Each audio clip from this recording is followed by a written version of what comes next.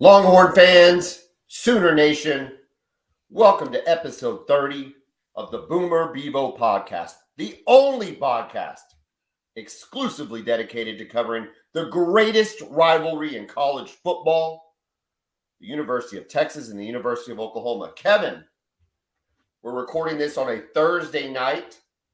Unlike the name of the show, Friday Night Lights, there are some Thursday Night Lights going on in DFW between Denton Geyer and Allen, with some big-time recruits for Oklahoma and a couple for the University of Texas. Kevin, who are we watching on the field right now on ESPN2?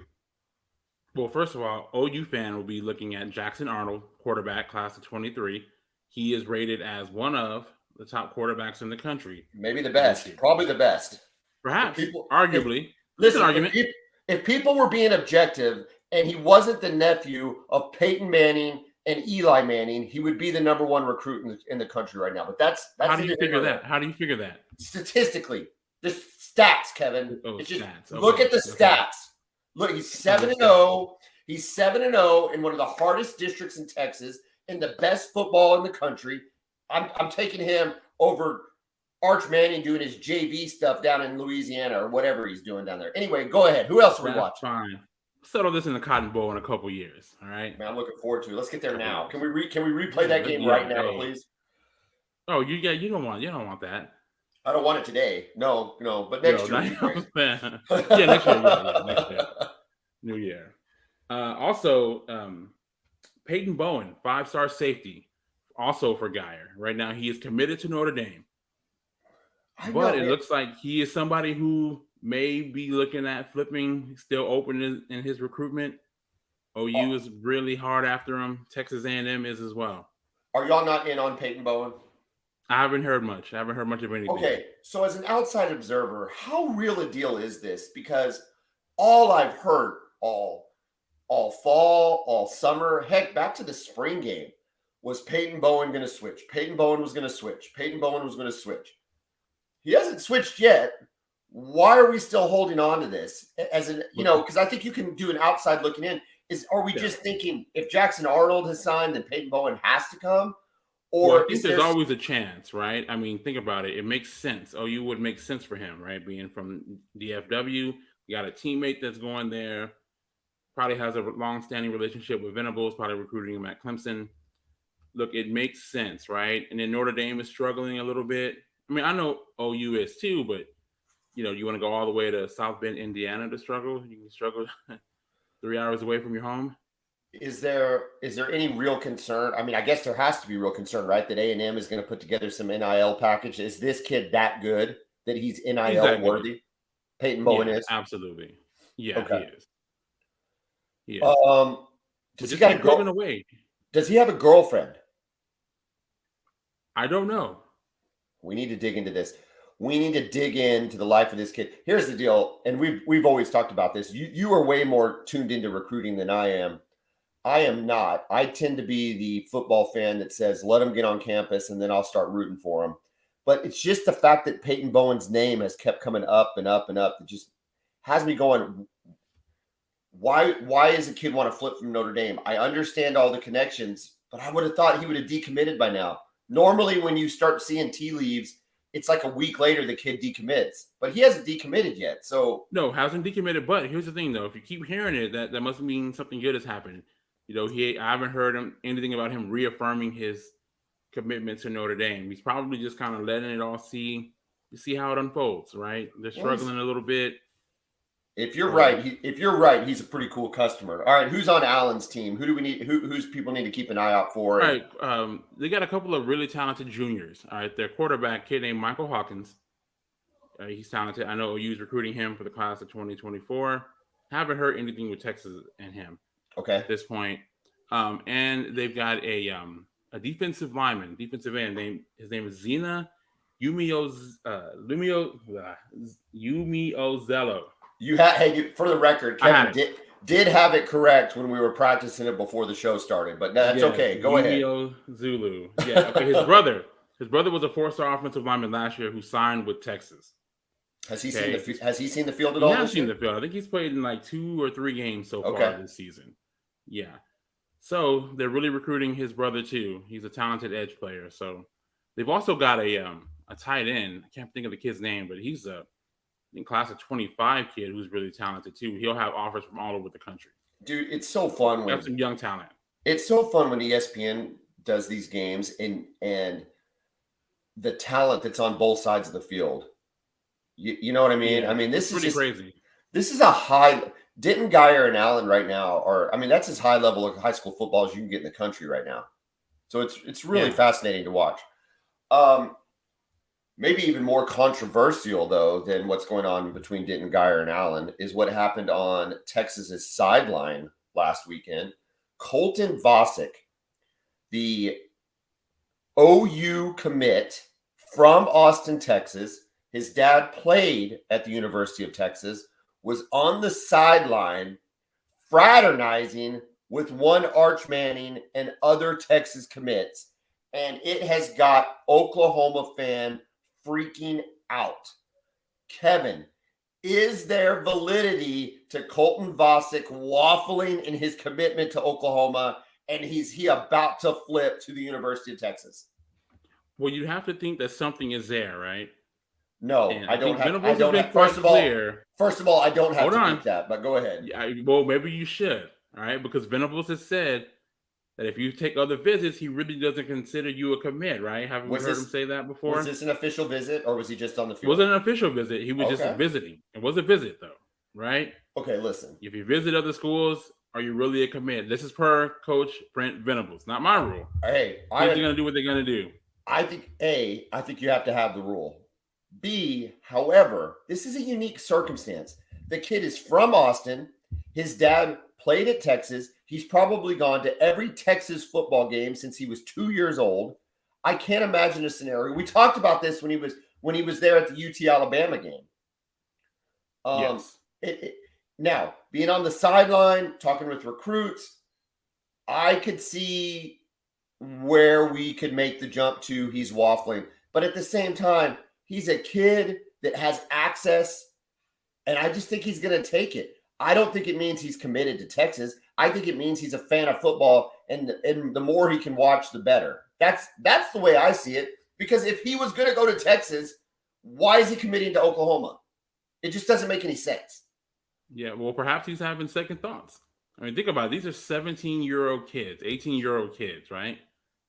These are huge life decisions. So he commits to OU.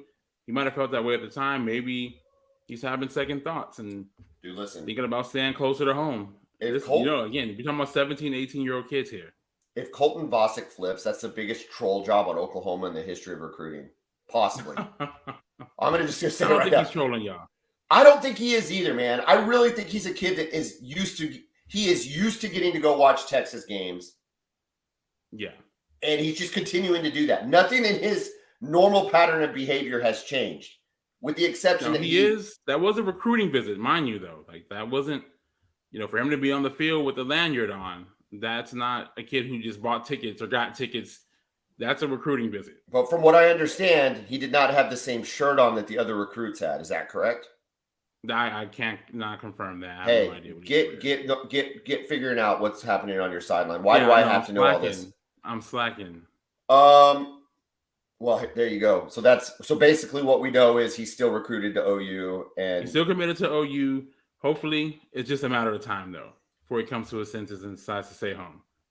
God, I'm telling you what, man, if he flips out, it's stuck. It's such an integral recruiting piece, right? For both schools. For Oklahoma, with a new staff in a struggling year, to be able to go down to Austin and get a very highly rated recruit right in their backyard, right in Texas's backyard, with a dad who had played at Austin, and all of those things is a ginormous win for Oklahoma. On the flip side, for Texas, to be able to secure that talent, remind everybody they're the big dog, remind everybody that they've got a net around the state of Texas, it has to be a priority to get Vasek for both schools.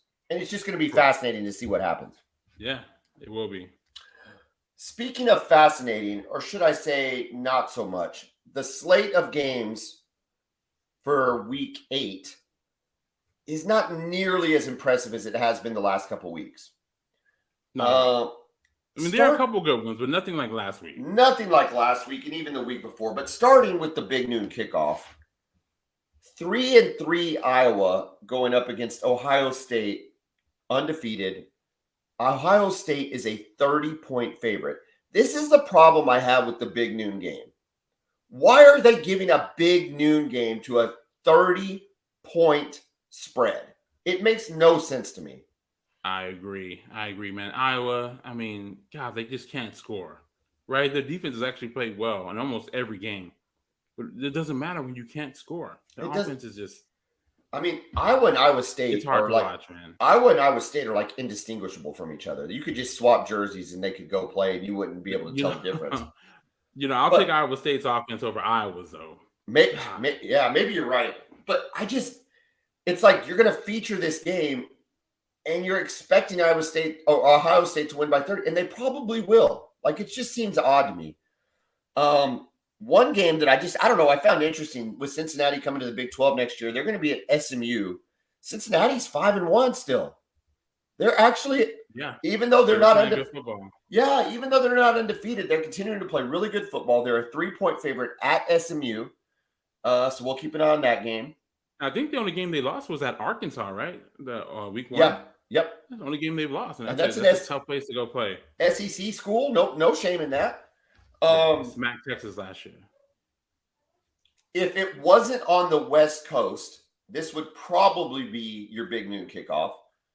UCLA at Oregon. 6-0 UCLA, 5-1 Oregon. Oregon's only loss is to Georgia, where they just got destroyed. They did. But that was 5 games ago, or 6 games ago now. Mm-hmm. Yeah, long time ago. Oregon at Eugene is a 6-point favorite. That is a tasty line. Which side would you be on? You know what, man? I think the factor of it being in Eugene makes me want to go with Oregon. Because it's in Eugene. If it was at the Rose Bowl, I think I'd pick UCLA. I think it's a fascinating matchup, though, because I love UCLA's quarterback. We might pick Thompson Robinson. We might be picking this game. I don't know, because we're going to pick 2 this week. Because since it's a bye week for Oklahoma, we're going to pick the Texas game, and then we'll pick 2 games. I am definitely rooting for UCLA. I just want UCLA to keep winning. But I find it hard to believe that Oregon's going to lose at home. They're just a really good football team, and they've gotten better. That Georgia game, I think Georgia it was a confluence of events. New coach, Georgia hits them in the mouth. They don't respond. But since then, they have. So it's just, I don't know. Yeah, it'll be a fun game. I'm looking forward to that one.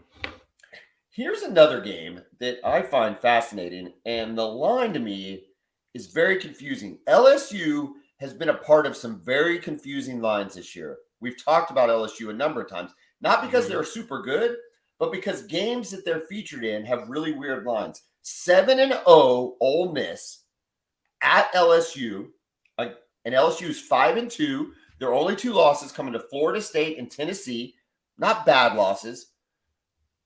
LSU is a 2-point favorite. That is a little bit confusing, right? This is not a night game either, Kevin. It's a 2:30 kick. They are really high on this LSU team this week, and I don't know why. Is it something about Ole Miss that they don't like? Do they not see that offense traveling and being able to be as effective on the road as they've been at home? Crazy matchup. We've talked about this before, and I don't know if this is Vegas is down on Ole Miss, high on LSU, or if Vegas is simply taking in more money on LSU, and the money is driving the line. Yeah. Like, if bettors see LSU's name and they see Ole Miss's name, and for the last 15 years, LSU has been the favorite, are they just putting more money? So Vegas is like, crap, if you're going to keep putting money on it, we'll just make the line what it is, and y'all can just keep laying money on LSU. I don't know. To me, that seems like an easy win. I think Ole Miss win's going away. It's funny because Tennessee's offense completely lit up LSU's defense, right? And Ole Miss, they're not as good. It's like 40 Tennessee to on offense. Tennessee hung like 40 on them, right? Yeah, but they play a similar style, right?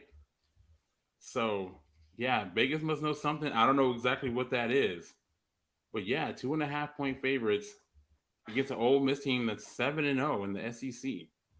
Maybe And it's a 3-0 trick. in conference so far. Maybe Vegas knows something we don't know. Hold that on that one might be one we pick. And the last one is the Big 12, the second tier game, but could be the best matchup depending on how you look at it. K-State at TCU. TCU is a 3.5 point favorite. TCU 6-0. K-State 5-1, but their loss is to Tulane at home, which which still makes no sense, right? Oh my God. It makes no sense. It makes no sense. It was a bad loss. Since then, they've played really well. I don't know. What are you thinking about that game? Man, I like TCU in this one. I mean, from what I've seen so far, 28 points a game. I feel like if you can stop the run, right, that's all you have to do to beat K-State. I know it's easier said than done when you got Deuce Vaughn and Adrian Martinez being able to run the ball. If you can just slow down that running game, I don't trust them throwing the ball at all. And then on the other side of the ball, TCU has so many weapons for you to have to stop. Kendre Miller's having a great season. We've talked for weeks about Quentin Johnston and what a stud he is. I think he's going to go in the first round. It's just too many weapons, man. I don't know. I got TCU in this one so far. So when I look at this line, I think of like what I thought about Oklahoma against K-State. It's like my analysis is the same. TCU is not a just lockdown defense, but they're good enough. They should be able to focus on the run. But it shouldn't matter because they should be able to outscore K-State, especially at home. That did not occur. That did not occur when Oklahoma played K-State, but it should have. I mean, it's like that's the analysis of the game. So I don't know. And then you got in the key matchup here that we'll be getting down into the details today. The University of Texas is a 6-point favorite at Oklahoma State. We'll talk more about that. That's still a surprising line to me. But as far as our other two games, you pick one, I'll pick one. Which game you want to pick? Okay, I would like to pick the Oregon UCLA game. Hold on just 1 second. Okay, you are 10-13 on the year. I am 9-14. Hold on, let me write this down. That's not good, man. I'm disappointed in myself. Well, Kevin, it's college football, though, man. Yeah. Well, but to be fair, we're only picking the really good games. So true. We're picking good teams playing against good teams. We're not picking. Sometimes, like when I hear guys, whether it be on the radio or TV, they pick Akron playing somebody. You know what I mean? It's like, okay, who cares? Come on. I don't even pick a real game. So anyway, we're picking real games out there. But we got time to recover. I'm sorry. Which one did you say you want to pick? UCLA and Oregon. Okay. Oregon is -6 to UCLA. Who do you want? I'm going to pick Oregon to cover. I think it's going to be Dan Lanning's first statement win as head coach of the Ducks. I am taking the UCLA Bruins. I think that Chip Kelly and Dorian Thompson-Robinson. Dorian Thompson-Robinson. Dorian Thompson-Robinson. DTR. Dorian Thompson-Robinson. DTR.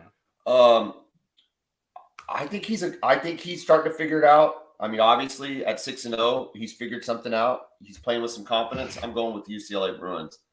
He's got a ton of experience, man. I think we talked about this in an earlier episode, but he started at quarterback against OU in 2018. Yeah, he played against Kyler Murray. He played in Kyler Murray. Kyler Murray was starting quarterback. Yeah. And, I mean, that just seems like a lifetime ago. I mean, that's the 18 season, 19 season, 20 season, 21 season. Now, so that's just his fifth full year. I mean, and under Chip Kelly, who's a good offensive coach. Let's just face it, he is. He didn't get totally stupid overnight. I don't know. Maybe I'm just building UCLA up, but I love the matchup. I'm excited to watch the game. Yeah, it should be a fun game. Too bad it's on while Texas is playing. So. Well, again, why is why in Texas and Oklahoma State's not the big noon kickoff? I have no idea. Or K-State TCU. I'd take either one of those over the Iowa Ohio State game. It's terrible. Correct. Same. All right. Do I go SEC or do I go Big 12? Hey man, it's all on you. You got this.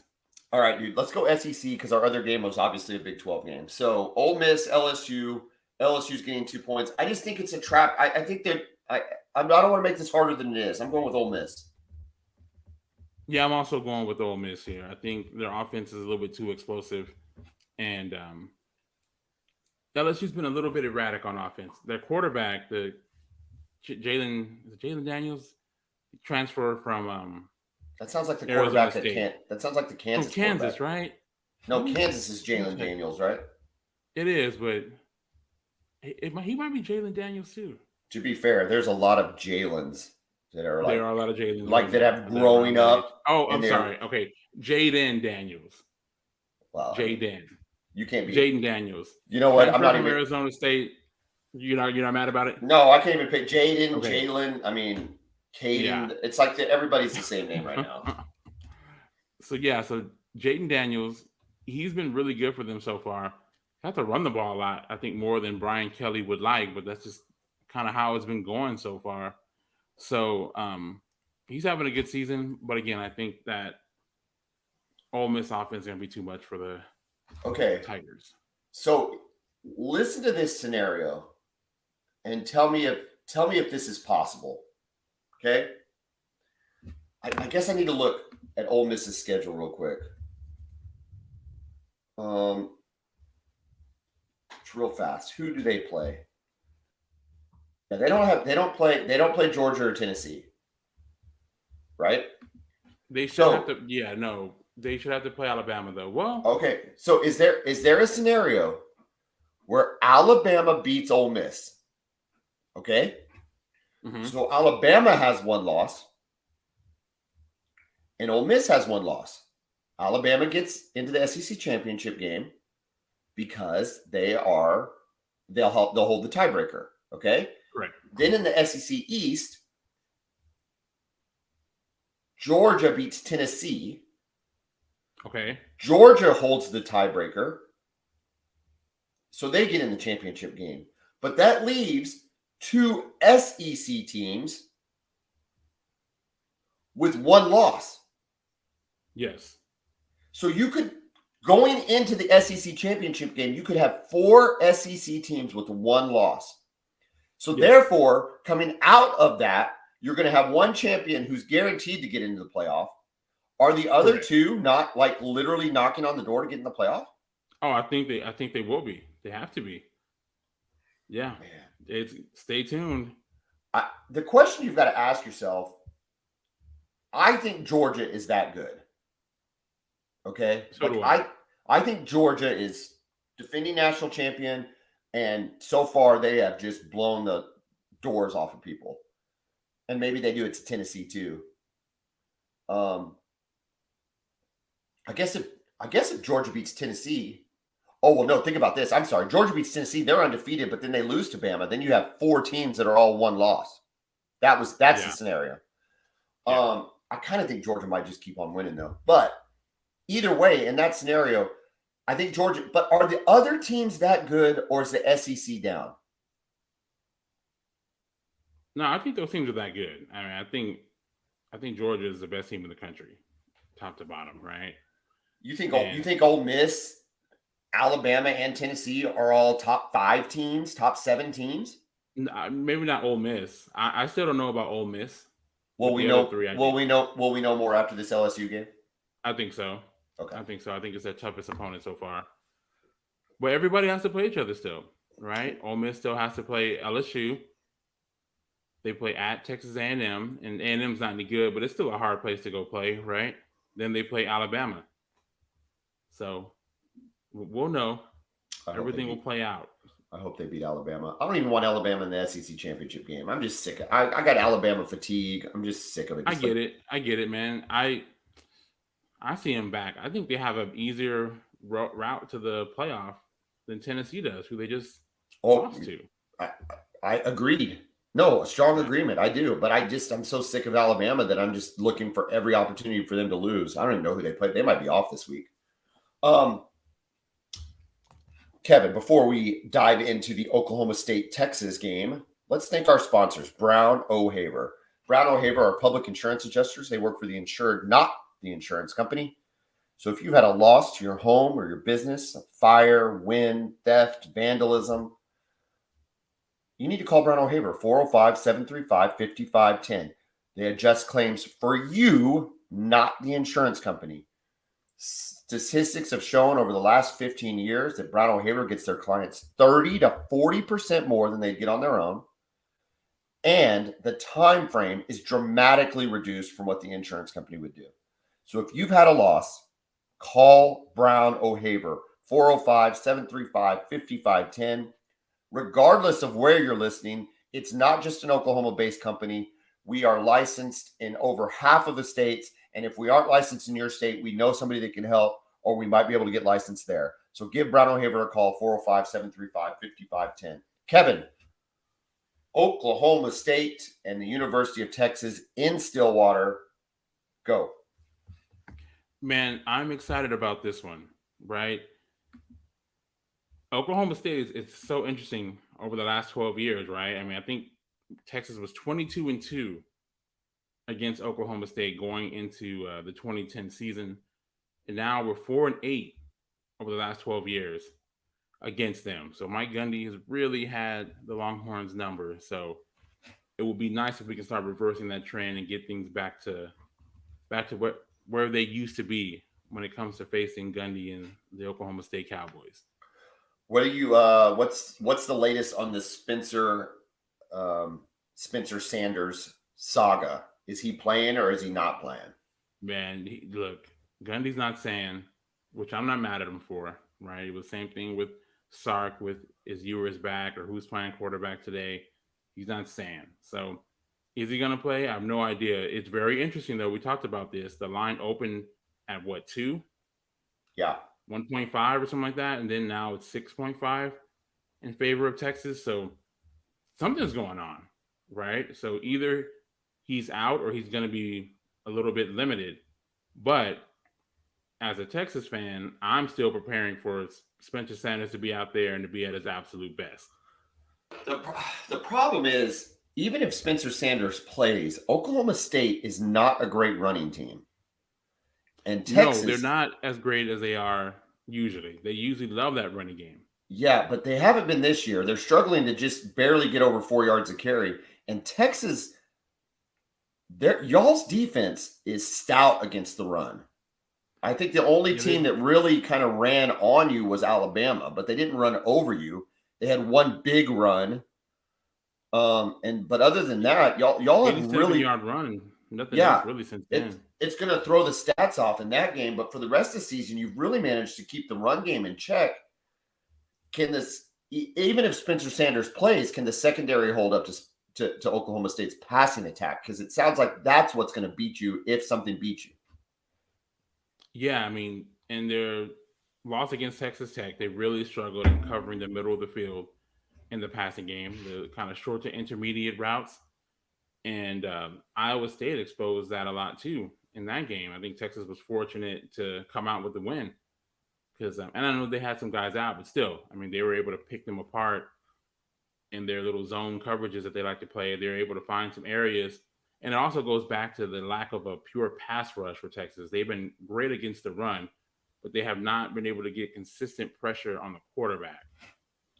And that's what's led to, quarterbacks being able to have time and pick apart the zone.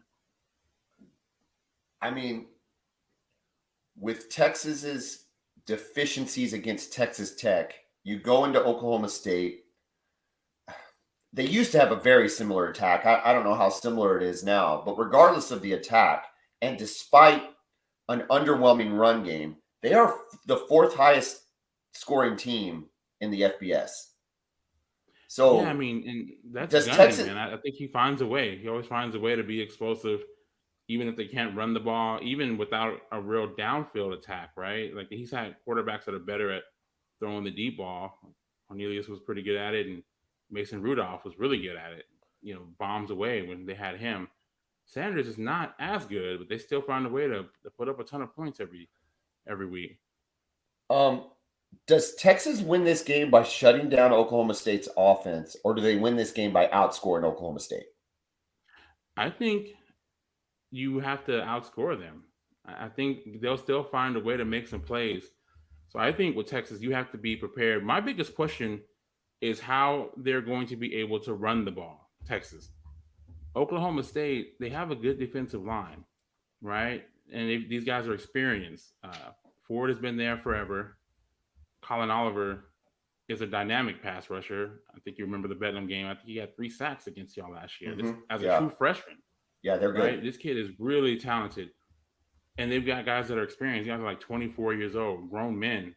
So what I want to see is that if they can get the run game going, establish Bijan and Roschon, if they can do that, it really opens up the play action game, which is really what Sark wants to do anyway. Because that secondary for Oklahoma State has really struggled covering the pass. So if you can set up the play action and get some guys in some one-on-one matchups, I think that's an area that Texas can really exploit Oklahoma State. Okay. So if you think you've got to outscore them, the over-under is 60.5. So that means Vegas is predicting a 33-27 game with Texas winning. Is that the score? Is that the type of outscoring you see? Or do you see this? Would you take the over? It sounds like you take the over in this game. Yeah, I would slightly take it. And again, this is all depending on if Spencer Sanders plays, right? But assuming, I assume he will. You know who the backup is, I did right? hear about that. Yeah, but why don't you let everybody know in case they don't know?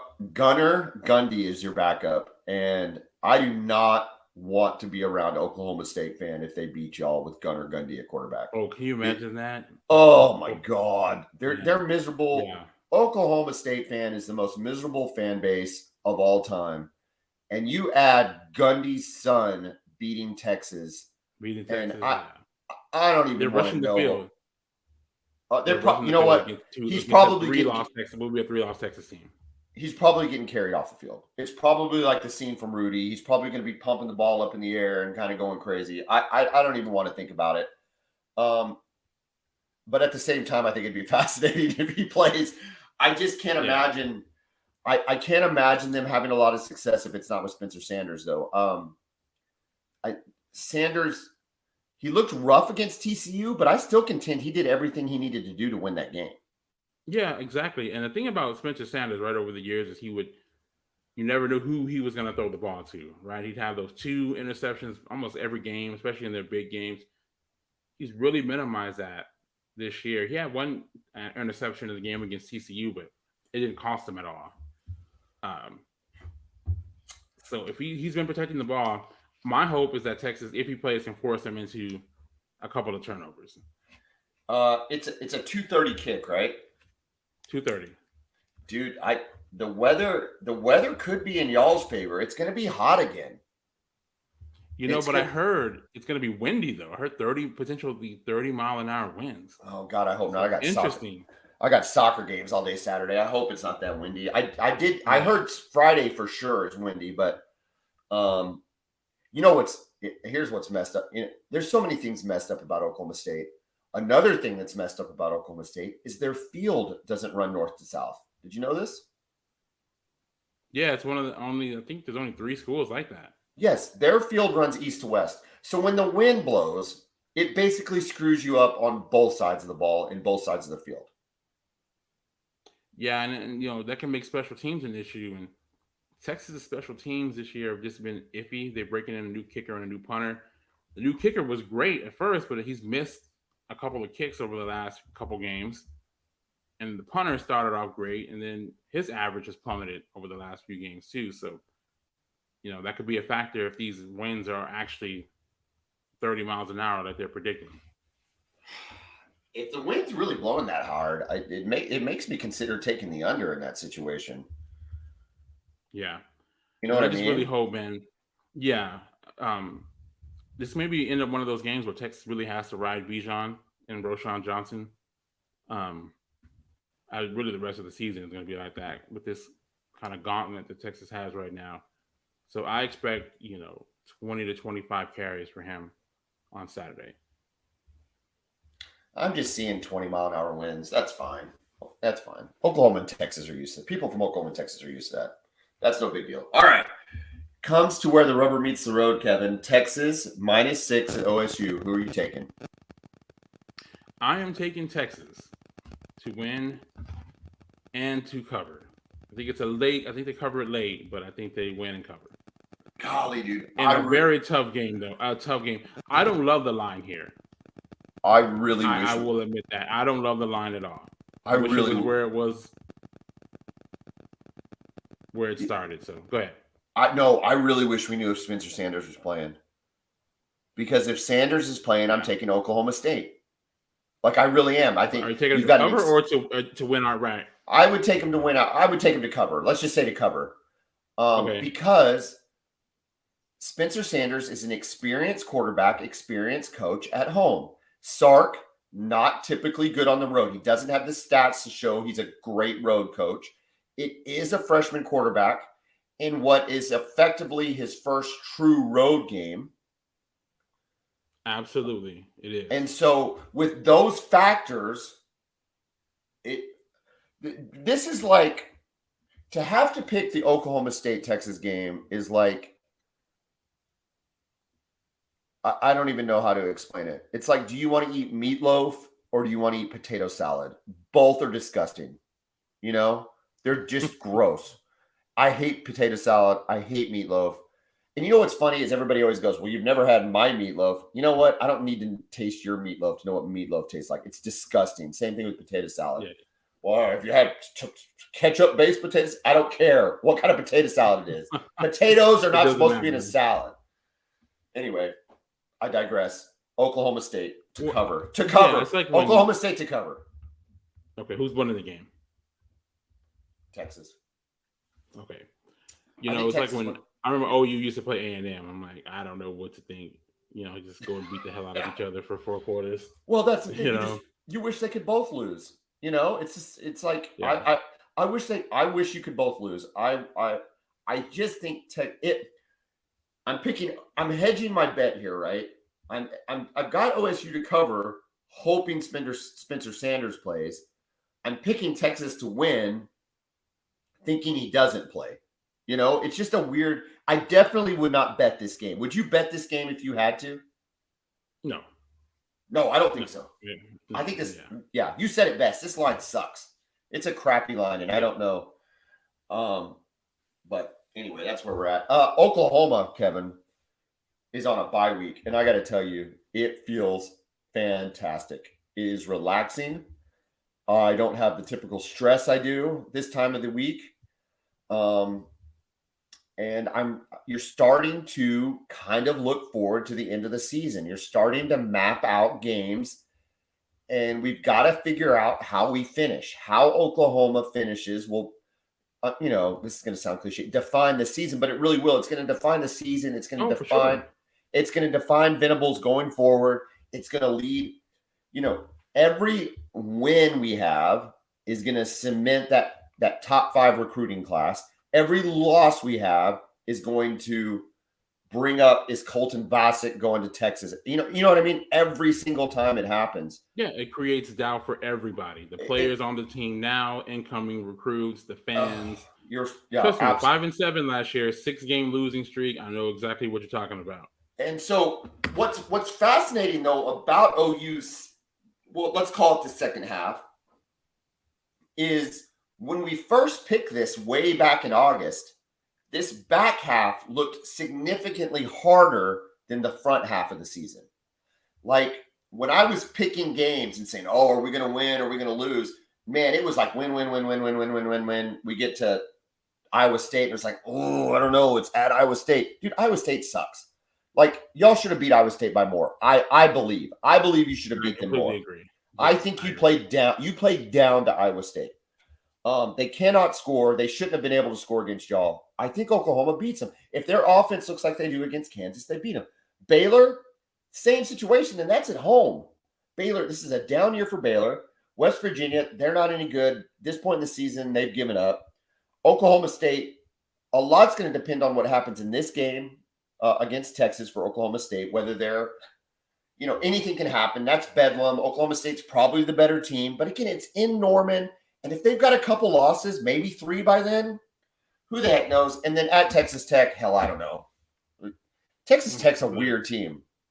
They suck this year in terms of how you view them.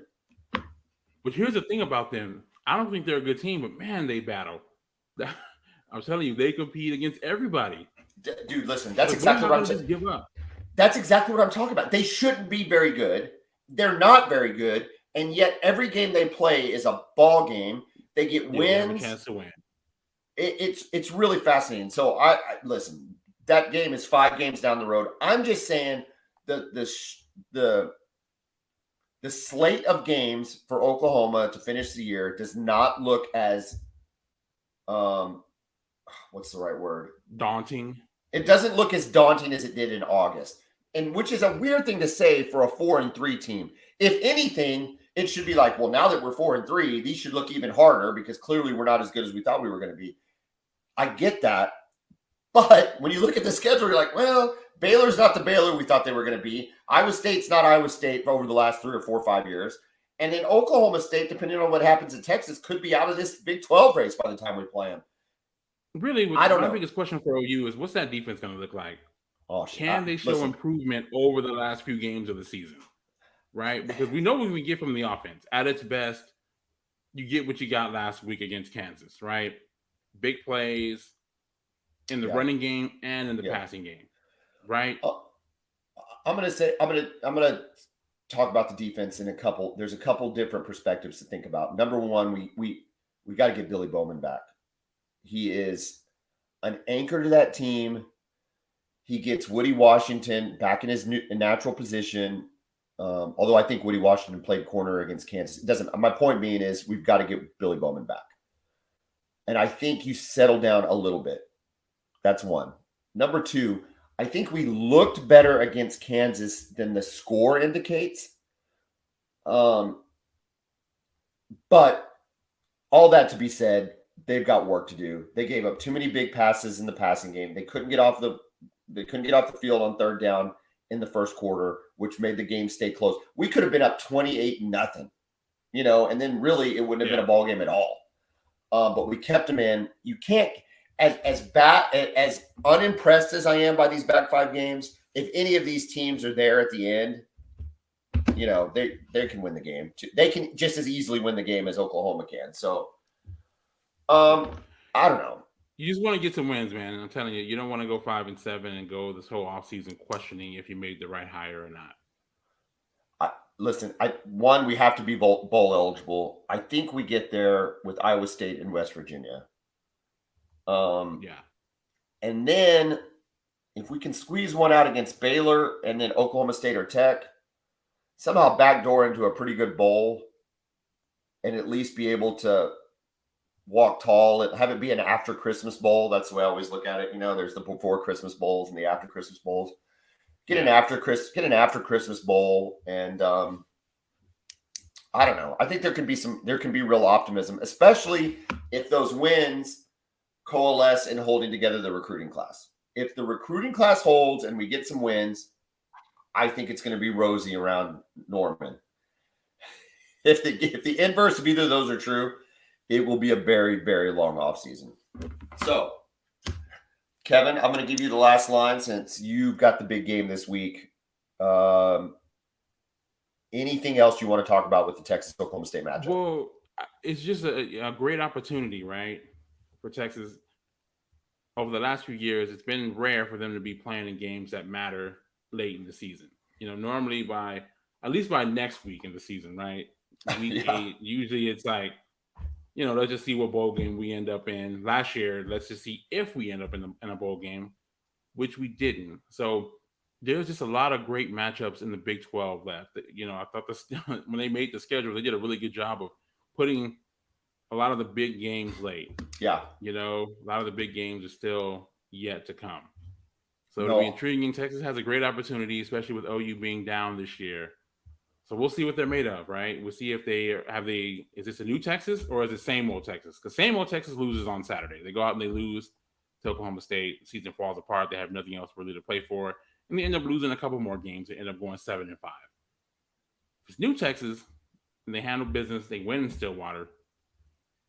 They have their bye. Then they've got to go to Manhattan, play against Kansas State. Then, if they can somehow win that game, then that'll be setting up a monster game against TCU in Austin the following week. Oh, that would be fun. Now, that would be fun. Epic. That would be fun. Kevin, I think the Big 12 is awesome this year. We didn't even talk about conference realignment. It looks like we're going to be here until 2025. That's okay. We're having fun. It's a fun conference this year. The football, I think, is getting better. Add some new teams next year. I think it's going to be great. Look forward to talking to you after your ball game on Sunday. Everybody, please, please, please, please like and subscribe. Share with your friends. Everybody that listens, we appreciate it. All the stories we hear about people listening, it makes it so much fun. So please keep listening, keep sharing, keep liking. Kevin, Boomer. Welcome.